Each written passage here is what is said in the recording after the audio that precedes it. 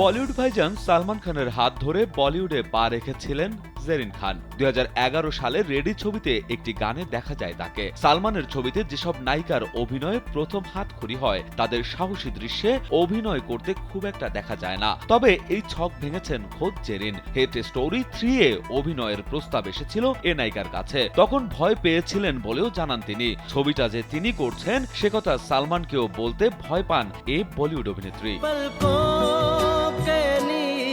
হেট story 3 ছবিতে একাধিক সাহসী দৃশ্যে দেখা যায় জেরিন খানকে। এমনকি অন্তরঙ্গ দৃশ্যে অভিনয় করার কথা সালমানের থেকে অনেক দিন লুকিয়ে রেখেছিলেন তিনি।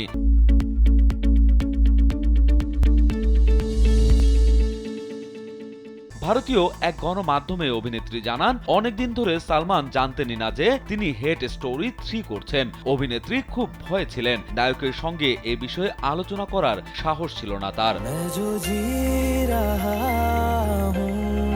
কলেজ জীবনে বেশ কয়েকবার বলিউড অভিনেতা সালমান খানের পিছু নিয়েছিলেন অভিনেত্রী জেরিন খান। ভাইজান যখন মোটর বাইকে চেপে বের হতেন সেই সময় তাকে নাকি ধাওয়া করতেন বলেও জানান এই সুন্দরী। অবশ্য তাতে কোনো লাভ হয়নি। তবে শেষ পর্যন্ত সেই তারকার বিপরীতেই মেলে সিনেমা করার সুযোগ।